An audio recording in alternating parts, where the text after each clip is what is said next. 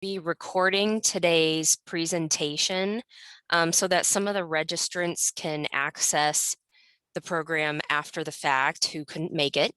I am also, I think I have everybody muted in the room, and I'm just doing that so everybody can hear the speaker okay. But if you have any questions, please type them in the chat box or raise your hand so that we can answer them. And then there will be a Q&A session at the end, so hopefully we can get to everybody's questions. But thank you for joining, and I'm going to turn it over to our speaker, Chris. Thank you. Thank you very much. So I put together PowerPoint slides if it would be helpful. And so I can share those if you give me the power to share, and if that's okay. Let's see here. All right, perfect. Awesome. Let me get this running real quick. I have like 4 monitors, so it's always easier when I've got this going here. All right. Okay. Oh, hold on one second here. All right.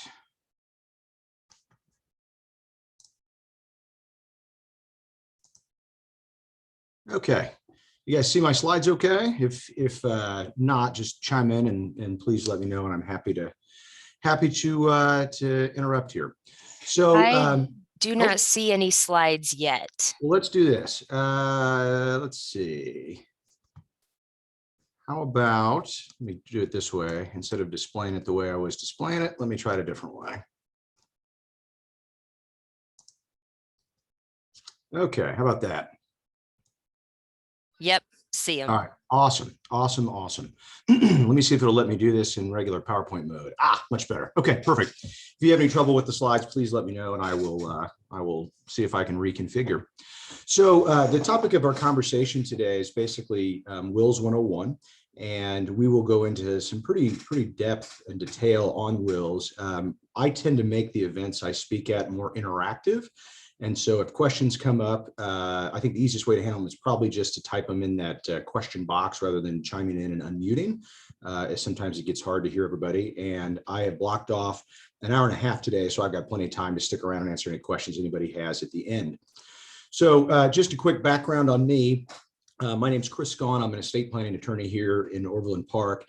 I'm one of the principals, one of the founders at Gaughan Connealy. Our office is located basically at College and Row, 435 and Row. And this is pretty much all I do is estate planning. We help families with wills and trust and powers of attorney and probate and all kinds of things like that. And just a little bit on my background. So I've been practicing law since 2004, so for 17 years here. I've been nominated 4 times as a rising star. It's the top 2.5% of lawyers under the age of 40. Now, unfortunately, I turned 40 last year, so those things have kind of waned on me. I've been nominated 9 times as a super lawyer. It's top 5% of lawyers in Missouri and Kansas. I just finished up my tenure as a member of the Board of Governors of the American Academy of Estate Planning Attorneys. And like I mentioned, this is all I do. And the reason that I put this up here kind of at the beginning is a lot of times when we do these events, people ask me questions that are not estate planning related. You know, hey, my daughter's getting divorced, and do you know how to do that? And this is kind of all I do. I don't really have any other useful skills, as my wife commonly reminds me. So, and just quick background, I'm a lifelong Kansas City guy. My business partner and I actually grew up together here about 2 minutes from our office. This is my family, my lovely wife, Kristen. We've been married for 14 years, and these are my kids. That fellow in the middle is Michael, my oldest. He's 13. And then that blonde kid on the left is my son, Kevin. He's 11. And the little girl on the right is my daughter, Dorothy, and she is 10. So anyway, that's kind of me in a nutshell here. So let's jump into the basics. Why would you actually need a will? You know, there are a lot of people that I run into, particularly in social settings, that say, hey, I've been meaning to come see you, but I don't really understand why I need a will. So why do you actually have to have one? And really, there's a couple main reasons. Number one, somebody has to be in charge when you pass away, right? Someone has to be able to notify Social Security and to deal with your funeral or the disposition of your remains. Somebody has to make sure all your bills get paid. And unfortunately, when we pass away, the bills don't just disappear. If you own a house, for example, the house isn't going to sell the next day. And the personal representative or the executor, the person who's in charge, is going to make sure that those utilities stay on and the house stays insured and the property taxes are current and the grass stays cut and any other expenses related to the house are maintained. And so one of the kind of the jobs of having a will is to put somebody in charge. And you'll hear that term executor. We don't really use that term in our area. That's kind of more of a TV term.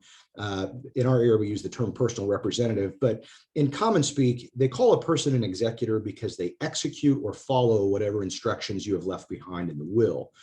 And so they have to, pay bills and wind things down and things like that. But the executor is also responsible for distributing your assets. Your will is normally going to tell people where things go. And the executor is in charge of making sure that those assets get there. Now, an executor also is authorized to close accounts. So if you had a credit card that needs to be turned off, if you had a cell phone contract that needs to be dealt with, if you had an ongoing payment plan with Nebraska Furniture Mart for furniture you bought, all those things have to be dealt with. If you have a mortgage, you have a car payment, all that kind of stuff has to be dealt with, and the executor handles that. And honestly, in today's world, one of the huge jobs of an executor is to overcome privacy issues. If I were to call the bank and try to get information on an account in my wife's name or in my mother's name or my father's name, they're not going to talk to me because of privacy rules. And those privacy rules don't go away just when someone dies. In fact, they oftentimes become more strict. And so an executor can basically step into the shoes of the person who died and can get information on accounts or get copies of statements or get information on life insurance that may be payable, or be able to talk to an insurance company about processing bills through health insurance or Medicare. So an executor also just helps overcome a lot of the privacy issues that you encounter when somebody dies. Now, the second thing a will does, and this is what is commonly thought of by wills, is a will explains where stuff goes when you die. And I think that pretty much everybody would prefer and hope to have our last check bounce, right? If you don't get to take it with you. But it's kind of hard to time because people live so much longer now. You don't want to run out of money. You don't want to run out of time. And so anyway, people oftentimes have assets left when they pass away. And so a will allows you to decide where things go. And you may want assets going to your spouse, your kids, your stepkids. It might be other family members. It could be friends. It could be charities. There's all kinds of places you might want assets to go. And wills provide you a format and a venue for you to direct where your assets are going to be transferred to. And then this is a situation that really applies only to younger families. A will is also the vehicle where you name guardians. So if you have children that are young, children under the age of 18, a will is the place where you would name who's going to raise the kids when you eventually pass away. And that person is called a legal guardian.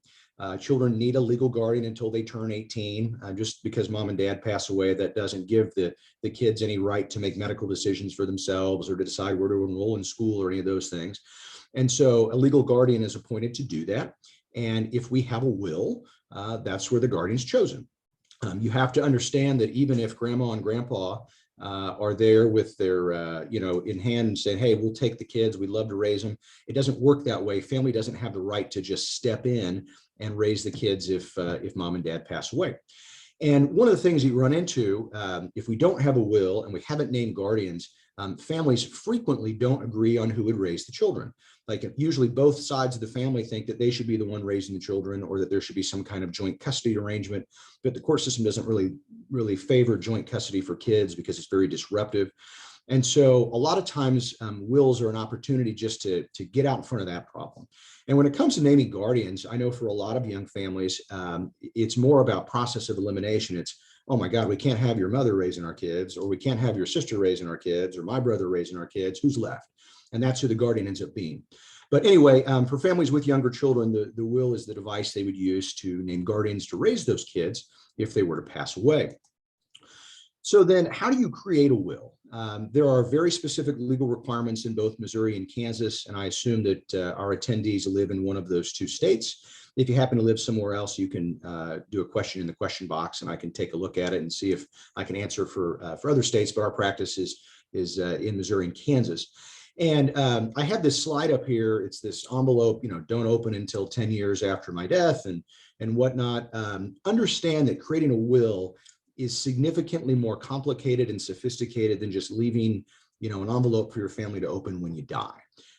Even if you provide them instructions, that doesn't actually, give them the legal authority to follow those instructions.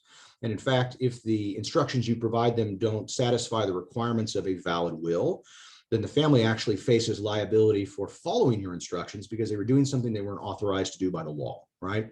And that's a tough thing.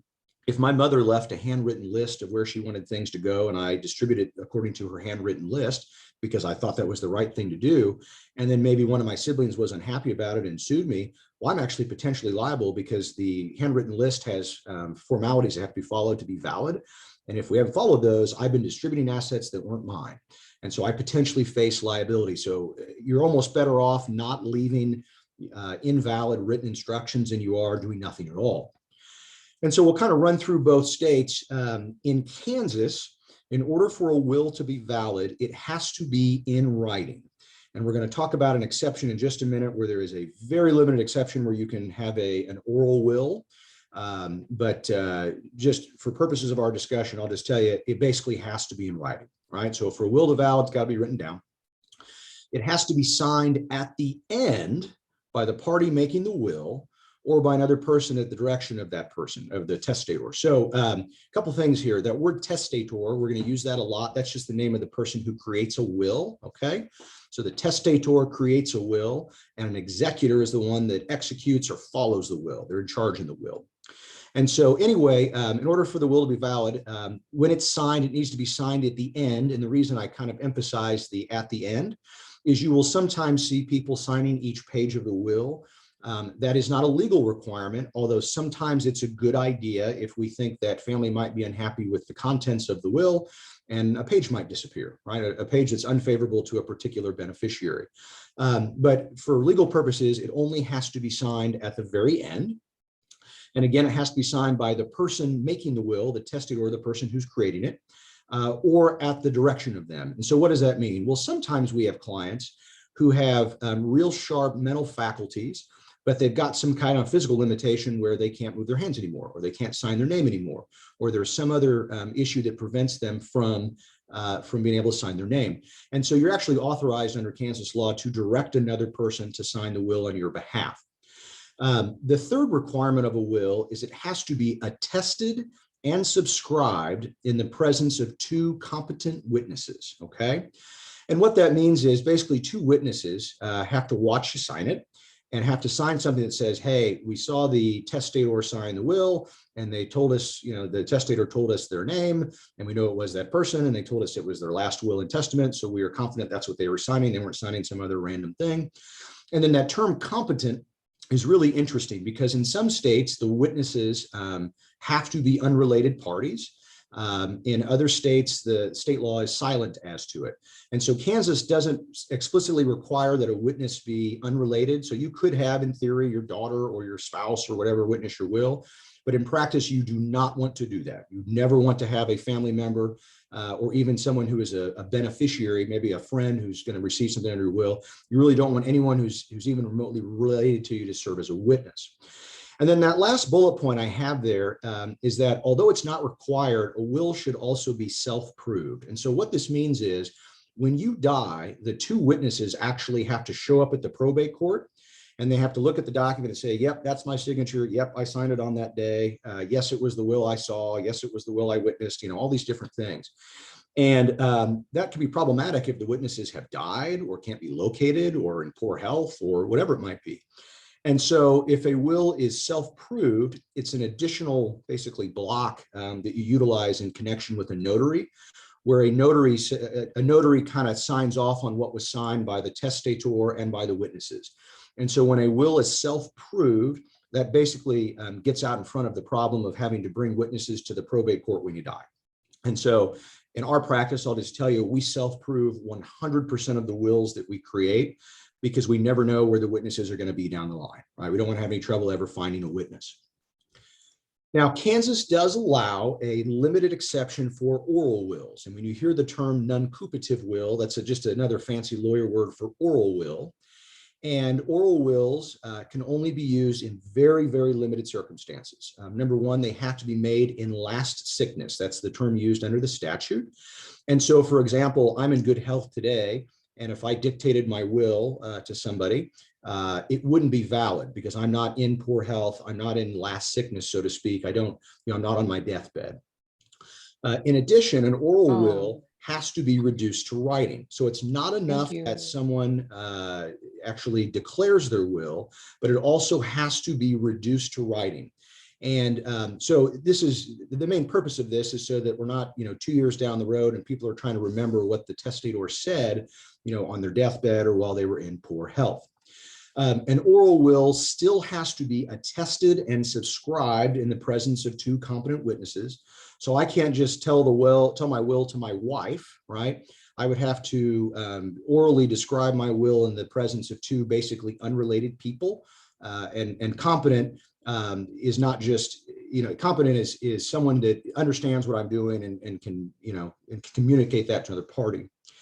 And then this last requirement, all these different requirements have to be met within 30 days after the speaking of the testamentary words. So if I were, on my deathbed or at the end of my life, and I decided to declare my will, just out loud, it has to be reduced to writing, and the witnesses have to witness it all within 30 days of me making that declaration.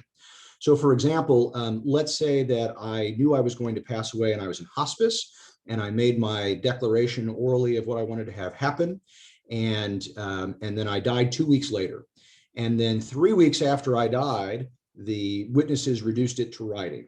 Well, that's less than 30 days after I died, but more than 30 days after I made the oral will, right? After I made the declaration. So that would not be valid. So all these requirements must be met within 30 days after the testamentary words are spoken, after the will is basically declared. And that's kind of the end of it. I will tell you, we've got probably 5,000 families as clients, give or take. And I have never seen an effective oral will. I've never seen one that has actually worked or been used or that has been found to be valid. So it's not a common thing, but I did want to talk about it during this because it's a common question that people come up with. And then one other thing in Kansas, if you do happen to have a valid oral will, it is only valid with respect to personal property. So, your personal effects, financial accounts, things like that. It will not work for real property, which would be your house. So oral wills are not valid and don't really do anything to transfer real estate or land or rentals or any other properties like that. Now, in Missouri, the laws are similar, but with a little bit of nuance. So in Missouri, a will has to be in writing. And it does have to be signed by the testator or some person at his direction in his presence. And so there's a little bit of a distinction there. In Kansas, it's not entirely clear that the signature has to take place in the presence of if I am, dictating my will, or if I'm writing my will down, excuse me, and I have somebody sign on my behalf. In Kansas, it's not clear if I have to watch them sign. In Missouri, they do. I have to see them sign. You have to be attested by 2 or more competent witnesses who subscribe their names. So that's the same thing as Kansas. And again, while not required, a will should always be self-proved. So Missouri really isn't all that different. There are just a handful of grammatical nuances within the statute. But basically, if you're going to create a will in either state, it's got to be in writing, it's got to be signed, got to have 2 witnesses, and we prefer to have it be self-proved. Okay, kind of rules for both states. Now, Missouri does allow oral wills, again, in very limited circumstances. It has to be made by a person in imminent peril of death. So this is a little more strict than Kansas. It's not enough that they are dying. They have to actually be like, at their deathbed, basically. And it only works if the testator, if the person creating the will, actually dies from that peril. And I think we've got somebody. I might try to mute. Let's see here. There we go. Mute that one. So anyway, the oral will is only valid if the testator actually dies as a consequence of that peril. So for example, let's say that I got in a car accident and I was doing very poorly and I decided to declare my will. And then I made a miraculous recovery. And then I died 3 weeks later when I got hit by a bus, some unrelated thing. Well, the oral will would not be valid because the death did not arise from the peril that caused me to create it. In Missouri, the oral will has to be declared in before 2 disinterested witnesses. So again, this is the unrelated parties. It has to be reduced to writing within 30 days, very much like Kansas. And in Missouri, the oral will must be submitted for probate within 6 months after death. Now, just like in Kansas, The Missouri will, the oral will, is only going to dispose of personal property, so it doesn't work on real estate. But in Missouri, it's limited to $500. So let's say I had I don't know, a car worth $400 because it was really run down, and I had some furniture worth $300. The total there is $700. No item is worth more than $500, but the total is $700. Well, the oral will would not be effective because the total value of the personal property exceeds $500. And then one other thing to understand in Missouri, this is not statutorily the case in Kansas, but this is the case in Missouri. If I make an oral will that is otherwise valid in Missouri, it's not going to change any written will that I've already had in place. So it will never override a written will, even if I've met all the criteria, all the terms for an oral will. So again, this kind of goes back to what I mentioned when we talked about this under Kansas law. You just don't use oral wills. It's not a smart thing to do. It is not effective. It is very hard to follow the formalities. They can't be used for real estate. For most people, your biggest asset is your home. So just do not follow the path of using an oral will. It's not going to work out well. So then another kind of related issue is, what about holographic wills? And this is not some futuristic thing. A holographic will is just a fancy way of saying a will written entirely by hand. So kind of like that envelope I had in the picture at the very beginning. So about half the states allow you to have a written will that's written out entirely by hand, that holographic will. But Missouri and Kansas are not in that group. So you cannot have an entirely handwritten will in either Missouri or Kansas. Now, if you happen to do a holographic will in a state that allows it, and then you happen to die in Missouri or Kansas, or you live in Missouri or Kansas later, normally it's going to be more likely to be accepted because it was valid where you created it. But it's really not a good practice to have a handwritten will anyway, because more often than not, the formalities are not followed. You know, they don't have the right witnesses or the appropriate testatory language or anything like that. So then what happens if you die without a will? You know, we've talked about how to create a will, but what's the downside if you end up passing away without one? And that's where the laws of intestacy will take effect. So there's this assumption that people have that when they die, their family's just going to distribute things. You know, the family knows where things are supposed to go, and my kids are going to honor my wishes, and they'll go clean out the house, and they'll distribute, you know, accounts where they're supposed to go, and that's kind of it. So why do I actually need a will in the first place? And so if you don't have an estate plan when you die, if you don't have a will or trust, each state has a set of laws that dictate where all your assets are going to go. And they call these the laws of intestacy. So if you die without a will or a trust, basically, you are said to have died intestate. And then state law is going to basically dictate where everything goes. And a lot of times, state law will send your assets places you don't want them to go. And quite honestly, this is the most common estate plan out there. 70%, or at least I've seen numbers as high as 70% of people that die pass away without a will or a trust. Well, all of those people actually have a will. They just don't have one they chose. They get to use state law, right? State law is going to dictate where things are going to go. And so I want to run through the laws of intestacy in both Kansas and Missouri, just so everybody understands how it works. So in Kansas, if you don't have a will when you die, and you leave behind children and no spouse, then the children inherit everything. All right. The children are the natural heirs. They will receive everything. Now let's flip that. You're in Kansas and you die and you have a spouse that you've left behind, but no descendants. Well, in that case, the spouse gets everything. And I want to talk for a second about the word descendants. You'll notice I didn't use the word children. I said, if you die with a spouse, but no descendants.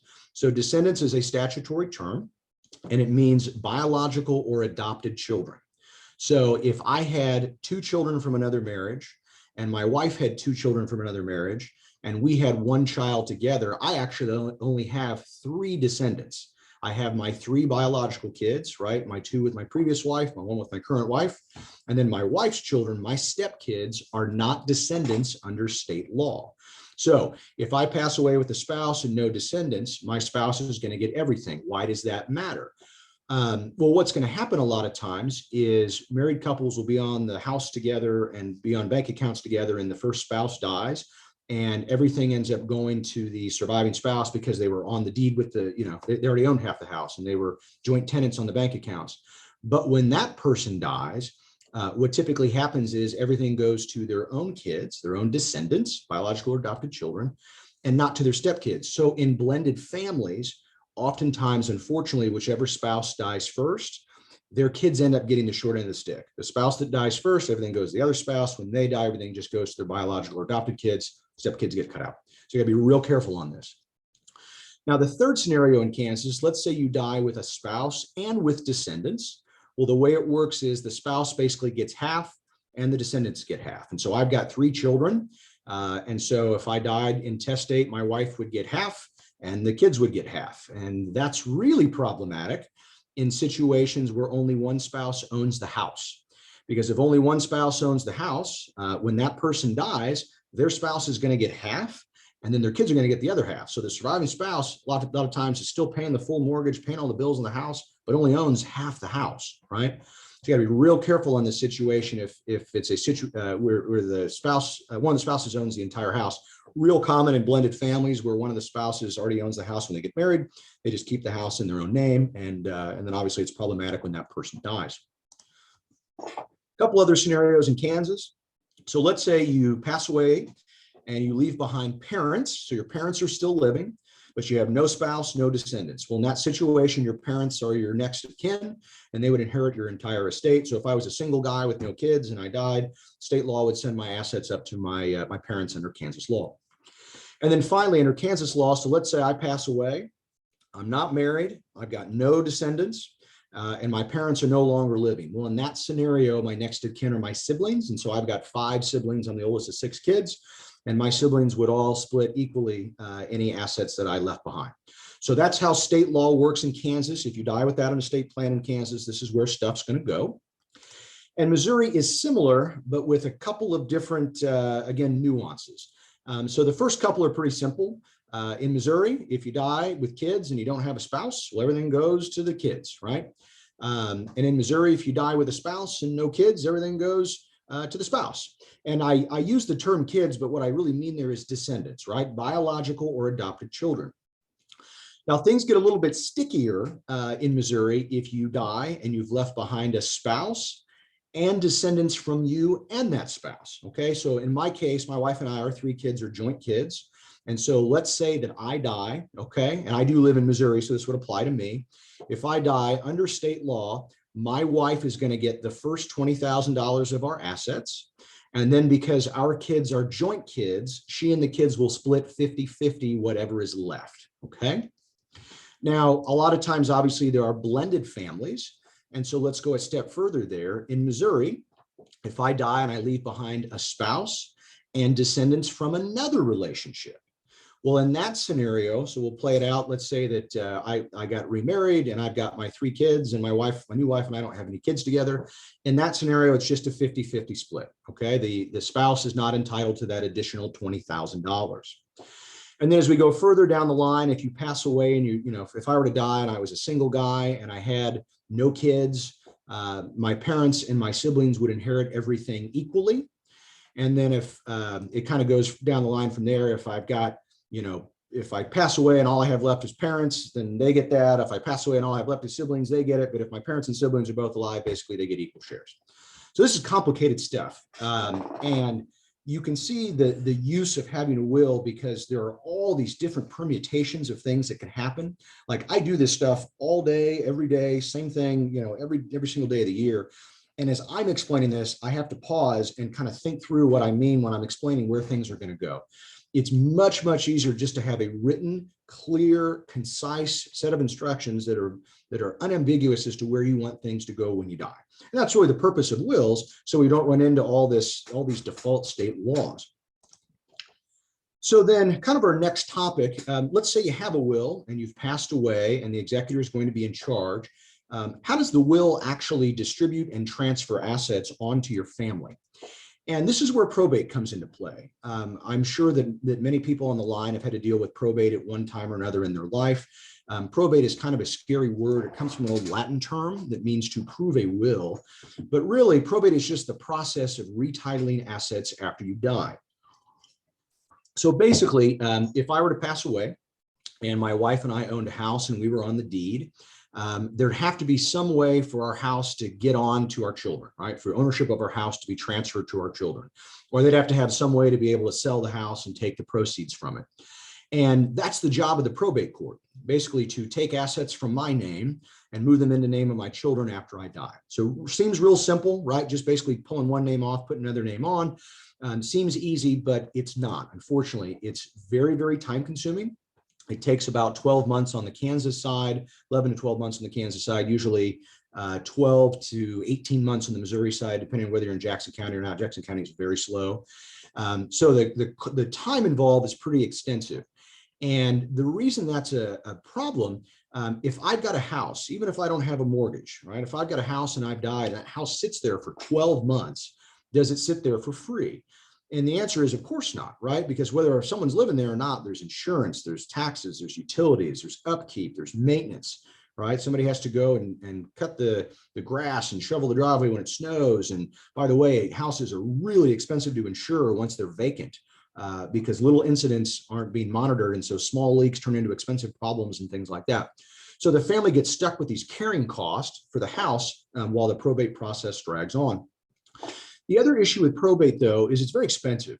Probate fees are going to depend a little bit on the amounts involved, but we tell folks to expect probate fees of somewhere in the order of 3 to 5% of the gross value of the asset that has to go through probate. So just to give you a simple example, let's say we have a $250,000 house with a $200,000 mortgage that gives us $50,000 in equity. And that probate fee, that 3 to 5%, is not going to be based on this equity number. It's going to be based on the gross value. So if we get that house through probate, we're looking at fees of $7,500 to $12,500 in probate fees payable to the lawyer. You have to have a lawyer to do this stuff because you have to have a bar number to file things. Now everything's done electronically. And so basically when you die, you're getting crushed on the carrying cost of the house for the duration of the probate process. And then of course, this is very, very expensive in legal fees. It goes on to the attorney who helps you navigate it. One lesson to always keep in mind in life is that lawyers make a lot more money getting you out of problems than they do helping you avoid problems. And so probate is one of these expensive problems to extricate yourself from. Now, a common misconception that comes up when we talk about probate is a lot of folks say, well, that's not going to happen to me because I've got power of attorney on my mom, right? So when she dies, I'm going to sell her house with the power of attorney. And we talked about this in our last discussion on this series. A power of attorney allows your family to manage your assets while you're alive and usually incapacitated. But a power of attorney is invalid the minute you die. Powers of attorney can no longer be used when someone dies. In fact, it's a fraudulent act if you're to use somebody's power of attorney after they have passed away. So power of attorney is not going to do anything. It's not going to be of any use to you once you pass away. In fact, what tends to happen, the power of attorney is in charge of things while you're alive and incapacitated. As soon as you die, the executor steps in, and they're the person who would be in charge from then on. So after touching on probate, are there ways to avoid probate? There absolutely are. It's something we could spend a lot of time talking about. We could frankly spend an hour or two just on these topics. And I know that we've talked with the library about doing, a handful of other topics that are kind of in line with this. So I don't want to get into this today because it's a very in-depth topic. But some of the strategies that you will see used to avoid probate are revocable living trust. That's probably the most common one. Sometimes you will see folks use what's known as pay on death or transfer on death. You'll hear that referred to as POD or TOD. And like on your car title, for example, you're allowed to name a transfer on death designation. It'll see your name, TOD, and then whoever you want the car to go to. You can also name beneficiaries on financial accounts. So when you open up an IRA or a life insurance policy or a bank account, they let you name a beneficiary, and there's no probate when you do that, although there are some downsides that you have to be careful with. And then Missouri and Kansas are in a minority of states that allow you to essentially name a beneficiary for your home. We generally advise against doing that for a lot of reasons that we can talk about in more depth on another session, but that is at least a method to avoid probate on your house. One tip on all these things, the strategies that I just kind of outlined real briefly, these are done in addition to a will. They are normally not done in place of a will. So if we use any of these other strategies to avoid probate, it's done at the same time you do a will. It's not done in lieu of it, if that were to make sense. So, are there other reasons to create a will? You know, we talked about making sure that someone's in charge. We talked about making sure that you have control over where assets would go. And of course, if you have younger children, we want to make sure that we name guardians. Are there other reasons to create a will? And yeah, there's a handful of other practical reasons that we will often create wills. Wills are commonly used to add restrictions or protections to an inheritance. And so, for example, my three kids are in grade school. And if my wife and I were to pass away, we don't want them to get the money all at once. We don't want them to get it now. We don't want them to get it even, even when they turn 18. And so it's very common to use wills, and this is kind of more of an advanced will strategy to add age restrictions. So with my kids, one of my brothers would oversee the money until the kids got older and could give them money for food and clothes and health insurance and tuition and all that kind of stuff. But whatever money's left, my kids get some at 25, some at age 30, some at age 35, and they get the balance at 40. And so that's a common use of wills. Wills can also be used simply to avoid payment of a lump sum. I met with somebody last week, and their son isn't terribly great with money. And so basically he's going to get a distribution, once a quarter after mom and dad are gone, and it's set up to last basically for the duration of his life. So he's never going to get it all at once. He can't really spend it all at once. It's just going to pay out over his entire lifetime. Wills are also commonly used to restrict how inheritances can be used. And so, for example, we have a lot of folks that want to leave a little money to grandkids, but they say, well, this money can only be used to go to college, right? Or this money can only be used for, I actually had one 2 weeks ago where a gal set aside $1,000 for each of her granddaughters to pay for a wedding dress, right? So the money's not just an unrestricted check to the kids. It's going to be a limited use situation. Now, kind of other reasons to use a will, they're just a much more effective way to leave assets to your family than just putting the kids on a bank account with you, or putting your daughter-in-law on the deed to your house with you, or giving the kids signing power on your checks. Wills are difficult to contest. Wills are very difficult to challenge, because if you have followed all the formalities, there's very little someone can do to come in and say, hey, they didn't know what they were signing. They didn't mean this. The reason all these formalities exist about the witnesses and the self-proving piece and all that is deliberately to make wills hard to challenge or contest. And in fact, if you look at our second bullet point there, most well put together wills will actually have what's known as a no contest clause. And so in the will and trust that I have, there's a provision that says if anybody challenges this, if anybody tries to get a bigger share, if anybody tries to get money before the ages that we have delegated, that person who is challenging it and who is causing problems will automatically be disinherited. So a no contest clause is a very effective tool to make sure that whatever your wishes are honored, and family can't come in and do something different than what you have requested and what you have directed when you eventually pass away.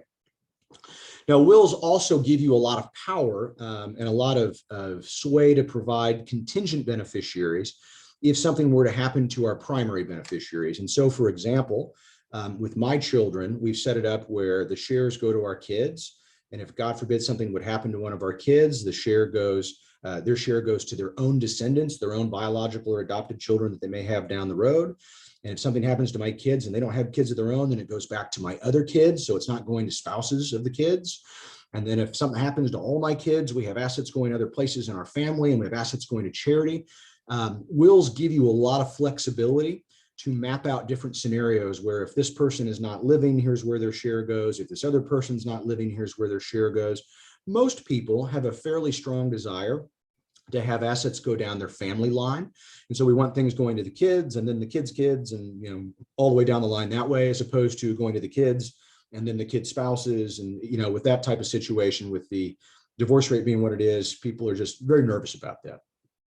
And then wills are also very effective if you intend to disinherit someone. And so I had another meeting this morning with a client that has 3 kids, and their assets are only going to go to 2 of the 3 kids because of just a decision they've made. And the will allows us to do that. The will makes it clear and unambiguous that that's what their intention is. And of course, we have that no contest clause. So if the disinherited child pops up and says, hey, I was accidentally left out, or I'm going to cause problems anyway, they would automatically be disinherited by virtue of the no contest clause. So it's how we make it so that even if some crazy neighbor popped up after you die and say, oh, they told me they were going to give me $100,000 and I'm going to file a suit against the estate, the no contest clause basically renders that claim invalid. So as we start to segue into our question session here in just about 5 minutes, I want to take a minute and talk a little bit about trust versus wills. We didn't get into trust in a whole lot of detail because it really merits its own discussion. We spend a lot of time on that particular topic. And pretty much everybody needs to have a will. Like if you are an adult, I mean, if you're over 18, you really should have a will. When my kids go off to college, I'm going to make them sign a basic will and powers of attorney and directives and things like that. But if you have any kind of assets whatsoever, you need to have a will. So pretty much everybody needs a will. And the question is, do you also need a trust on top of a will?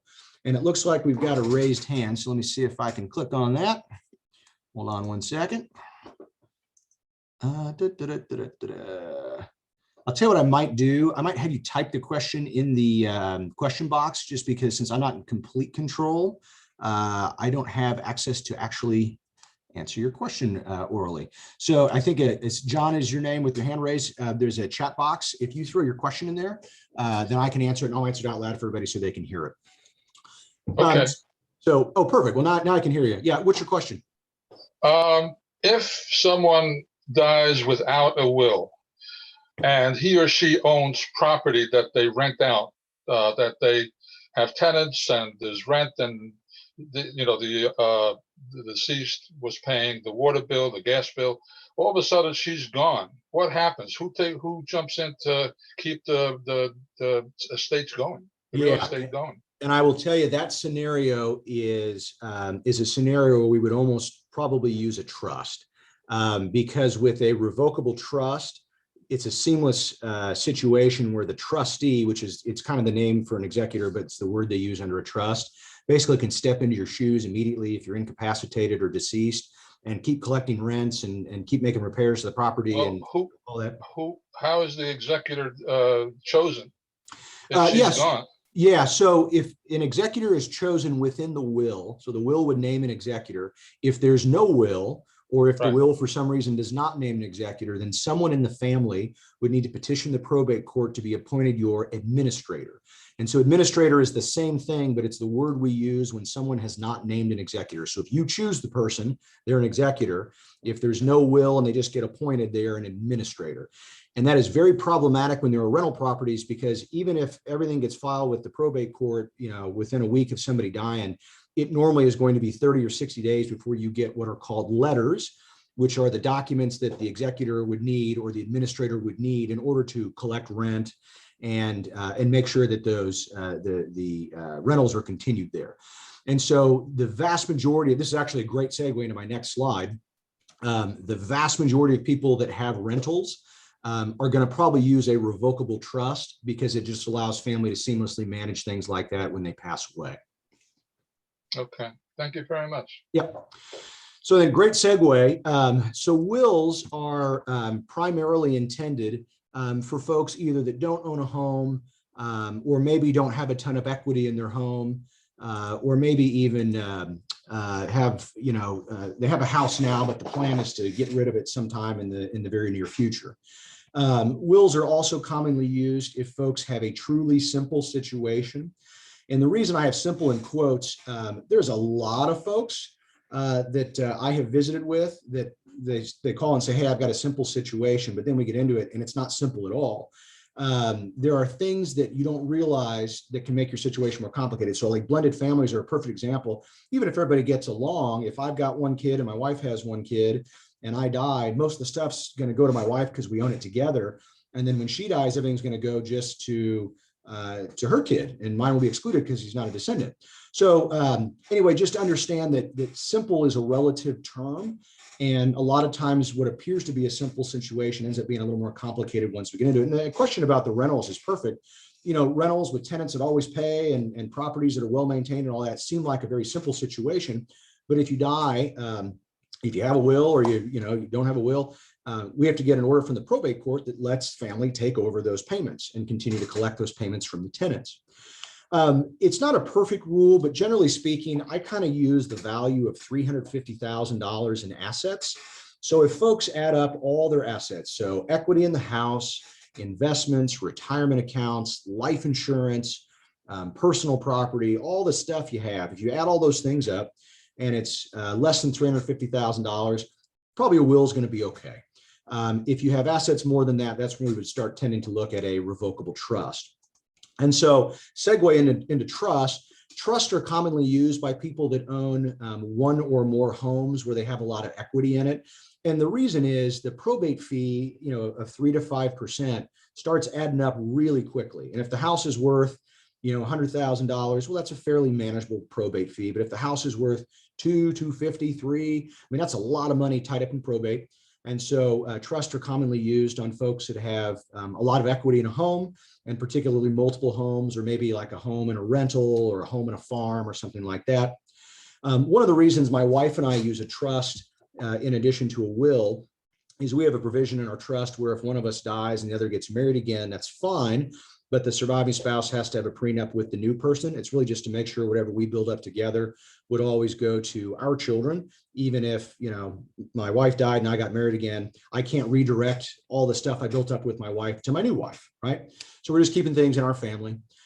Trusts are commonly used if the kids, are in bad marriages or may not use their inheritance wisely. We have a lot more ability to keep assets within the family using trust.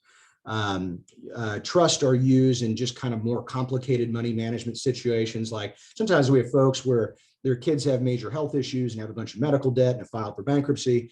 We tend to use trust in situations like that because it's just a little bit more protective of the wealth left to them. If we have an heir or a beneficiary with special needs, one of my oldest son is on the autism spectrum, so I know a lot more about this than I would probably prefer. But if we leave money to someone who's getting Medicaid or certain types of disability, we have to pay their share differently so that they don't lose their benefits. They don't lose Medicaid or SSI or Section 8 housing or some of these other programs out there. And then, like I said, $350,000 is not a perfect rule, but usually once we add up the equity in the house, the investments, savings, life insurance, if we're over $350,000, we tend to look at trust on top of wills as opposed to having just will. Regardless of whether you have a will or a will and trust, normally you kind of have to have this other stuff as well. Everybody should have a property power of attorney. We talked about these powers of attorney and these medical authorizations on the last talk in this series. I think it was about 6 weeks ago. Property power of attorney just lets your family deal with your finances in the event that you're sick or hurt or unavailable. And so at our house, for whatever reason, my wife is not on the water bill. And if she were to call the water company to pay the water bill, they won't talk to her because she's not on the account. But if she sent them my property power of attorney, if she emailed it over, they would let her, get a copy of the statement, pay the bill, do whatever needs to be done. So property powers of attorney allow you to designate someone who can deal with credit cards in your name, bills in your name, cell phone contracts, all that kind of stuff. Healthcare powers of attorney, it's the same idea, but family, even spouses, do not have the right to make medical decisions for you if you get sick or get hurt. And so whenever you have a will or a will and trust, you normally would also give someone the power to make medical decisions for you in an emergency. Everybody that does this stuff needs to have a living will, or sometimes what you hear called an advance directive. Those terms get used interchangeably in our area. And basically that's instructions about end-of-life care issues. If you are terminal and vegetative and the doctors are certain you're not going to recover, most people want comfort care, but they don't want to be kept vegetative indefinitely. You should always have a universal HIPAA authorization. HIPAA is that federal privacy statute that makes it hard to get information when someone is hospitalized or at the doctor. And so you can pre-authorize members of your family to be able to talk to doctors or hospitals if there's an emergency. And then everybody should have what's called a personal property list. So most of us had grandmothers or mothers that went around the house with masking tape or little color-coded stickers to mark where things were going to go. And so this picture goes here and the dining room table goes there. And that's surprisingly not legally enforceable. And of course, stickers can be removed very easily. But if you have a will or a will and trust, state law in both Missouri and Kansas allows you to have a legally enforceable list called a personal property list that doles out all that stuff. And so you could say, hey, I want, all my jewelry to go to my daughter, and then I want our furniture to go to my son. And that's fine. If it's on the list, it actually gets treated as if it's part of the will and it's legally enforceable. Kind of one final piece of advice before we get into to more questions that folks have. Anytime we do these things, we do these kind of from a position of outreach. We've made it our mission a little bit just to go out in the community and kind of tell people how this stuff works and encourage them to get their affairs in order. A lot of times it's kids driving the bus. Like in our family, I ragged on my parents for several years before I got them to come in and get their stuff updated. And I did that because I knew it was going to be me that had to clean it up when they passed away, right? And I'm helping another, one of my in-laws, I'm helping him get his parents' stuff set up. And he came to me and said, I don't want this to be a mess when they die. So a lot of times it's kids that are driving this stuff because they don't want their, a giant mess to clean up basically whenever their parents eventually pass away. And so anyway, with that in mind, normally if somebody called our office and wanted to come in and visit with one of our lawyers, we charge them $350 to come in. And it's just part of our process. And it's just kind of how we've always done it. Whenever we do a community event like this, though, anyone who is on the Zoom or comes to one of our in-person things, we always, as a follow-up, say, hey, if you want to come talk about your situation for an hour, we're happy to do that with you, just as a way for us to kind of pay it forward. And we do that in person. We do it over the phone. We do it, in Zoom meetings, whatever people prefer. But if we've talked about some things that, have resonated or you want to just know more about, or even if you want to know if the will you have is valid or is going to be okay, we're happy to give you, an hour of my time to do that. All I do is I just sit down with folks. It's pretty informal. We chat about your family, chat about your finances. We answer specific questions you have. And then when we're done, I just say, hey, here's what you need to do. And if you'd like to do it, here's how much it costs. And that's kind of it. So it's not, we don't do salesy stuff or anything like that. It's really more just, if you want to know, I tend to use a green, yellow, red. If people are all good, I give them the green light and say nothing to worry about. If they're yellow, it's, hey, there's some things you can work on. It's not pressing, but I would get it done at some point. And red is normally, oh my God, there's some things you got to do immediately, right? And I'm pretty direct about that. But anyway, if you'd like to learn more about this stuff, our main info email address at our office is info@midwestestateplan.com. And I'll leave this slide up here for a minute. And so if you'd like to visit about your situation for an hour, over the phone or via Zoom or in person, send an email to that address. And in the subject line of the email, I've got a code. So you'd put "done with winter." I decided that now that spring is here, I've had enough of all this cold stuff. So that's how my office staff would know that you were on this webinar. Because like I said, people that don't come to community events, we charge to come in and visit about their situation. And so anyway, send an email to that address, put "done with winter" in the subject line, and just make sure you've got your name, address, and phone number so that my staff knows who it is that's actually sending that to our office. And then one other thing I do whenever I speak at community events, my partner and I are the author of a book called Midwest Estate Planning, a guide for your family. And at community events, we always just offer it for free to anybody that would like a copy.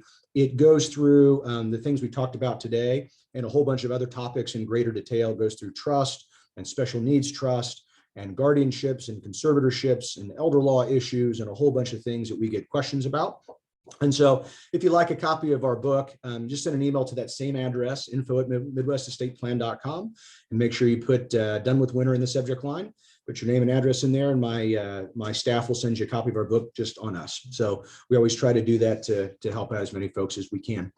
So with that, I'm going to open things up for questions, and I will bounce over to that slide that had our email address on it, just so you guys have it while we're going through questions. Feel free to put them in the chat box or to raise your hand, and then I'll unmute you, and we can do the questions that way. And it looks like there is a question in the chat box. Is there anything specific for Florida? So I assume this probably pertains to the requirements to create a will in Florida. I don't know offhand. I will tell you that the state rules are all pretty similar state to state. Most states are going to require 2 witnesses, going to require the will be written down. They're usually going to be self-proving, which means they're notarized in addition to witness. Some states have extra requirements on top of that, rules about having unrelated people as witnesses and things like that. There are, I think, 24 or 25 states that allow holographic wills. Those are handwritten. I don't know in Florida offhand if they allow those. But generally speaking, in any state, you're going to need at least 2 witnesses, maybe 3. It's got to be in writing, and it should be self-proved, and of course signed by the person who created it. Next question, either in the chat box or someone that wants to raise their hand. Well, you guys are shy. This is good. A lot of times when I do these things, we've done them at like wineries where people have been sipping wine the whole time. And by the time we get to questions, they're all shouting at me, well, let's talk about this. So little quieter on this call.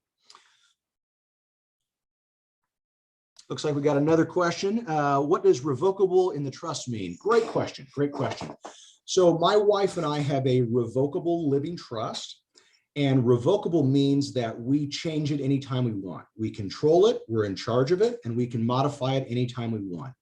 And the vast majority of people that are creating a trust will use a revocable trust.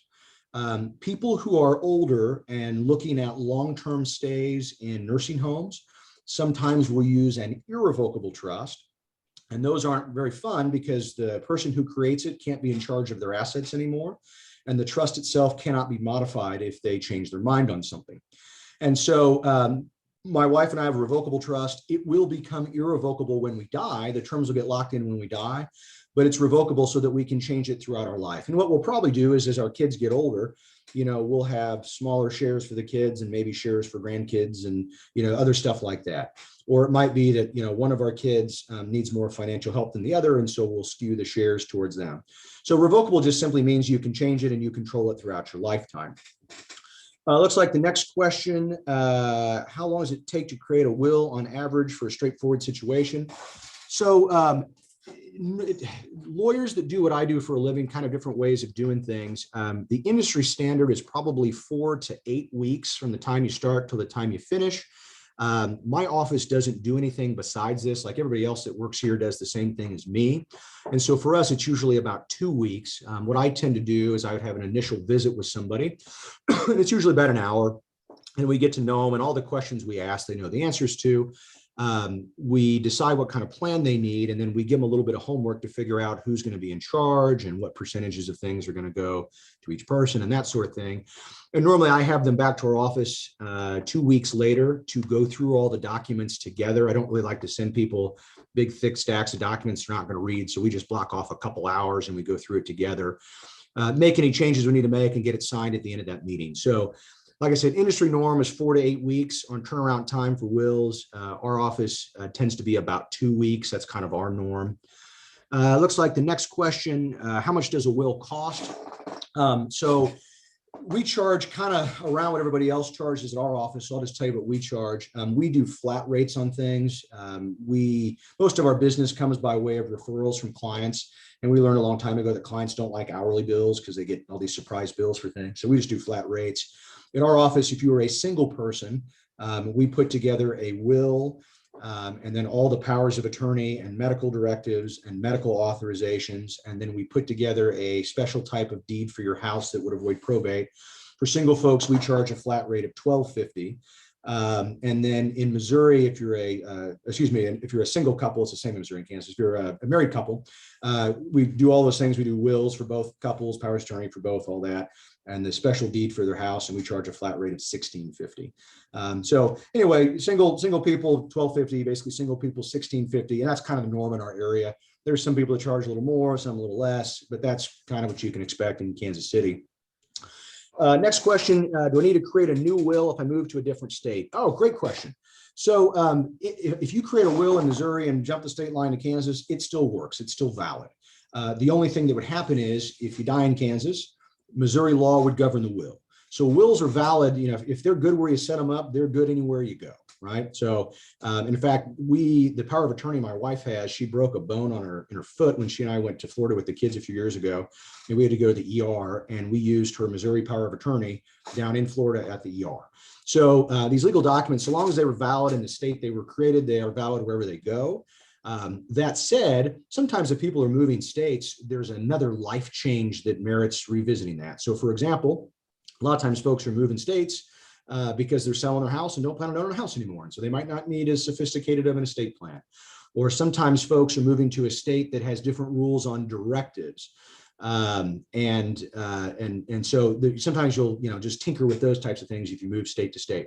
But anyway, generally speaking, if you create a will somewhere, it's going to go with you anywhere you go.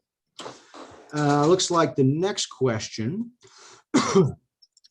Could you speak about donating your body to science or donating organs? So yeah, a couple things on that. Let me get just a sip of my drink here. I've been talking for too long and uninterrupted. Number one, as far as donating organs, normally the person named in your healthcare power of attorney is going to be authorized to decide what to do with your organs. And the vast majority of people basically say, hey, you know, if there's use for my organs, go ahead and donate them. Of course, the older you get, the less usable they are for other folks. So a lot of times organ donation comes about because of a car accident or something like that. As far as donating your body to science, usually in our area when that's done, it's done through the University of Kansas Health Center. So basically KU Hospital. And you contact them ahead of time. And if you just Google, you know, University of Kansas, donate my body, it'll take you to the link. So you contact them ahead of time. There are some forms you fill out. When you pass away, your family contacts the University of Kansas. They will actually come pick up the body, and they will do whatever it is that they're going to do with it, whether it's working with medical students or something else. And then after they're done with its scientific use, your remains are cremated and either returned to your family or otherwise disposed of at your discretion. So anyway, anytime someone's going to donate their body, it's usually done through the University of Kansas. And just if you Google that, it'll pop up. It's a very, very common thing. Next question, is your firm able to do a will for someone in Florida? So I'm only licensed in Missouri and Kansas, but I know lawyers all over the country. I sat on a national estate planning, the board of a national estate planning group for a long time, and my partner and I belong to that same organization. And so I know other people that do what I do in just about every other major city in the US, and even a whole lot of smaller areas. And so if there's a particular area you're in, if you send an email to that info@Midwest Estate Plan, and just let us know, you know, what city you're in and what the nearest kind of larger city is. My guess is I can probably refer you to somebody I know. Let's see, any other questions come up on that? Make sure I didn't miss any. I think we got it all. Any other questions anybody has? I want to make sure I didn't miss any. Any other questions either in the chat box or just vocally here? All right, easy. Well, wasn't that really exciting to talk about death and mortality and taxes and state laws taking all your stuff away and that sort of thing? So, and then, Ella, I think there's a question for you. It's where can we see this recording? So I don't know, and I will defer to you on that one. I will go ahead and stop my share if you want, so you can have control back. Is that okay? Yeah, sure. Awesome. Okay, so we have been recording this entire presentation, and it will be posted on Kansas City, Kansas Public Library's YouTube video. It's going to be an MP4 file, and the file will be too large to just send a link via email. So we're going to put it on our YouTube. If anybody has issues with that, I can also try to share it with you through Google Drive, I believe. But I'm going to put my email address in the chat box, and I will make sure, if you email me, I'll make sure that I send you the link once we get it posted. So that way you don't have to go hunting around and, keep updating yourself. So I'm going to do that right now. And then, Chris, I just really want to thank you. We've, done a couple presentations and programs with you guys lately, and I feel like the last one and this one was really helpful and informative, and every time you speak I'm like, I'm gonna go do this, but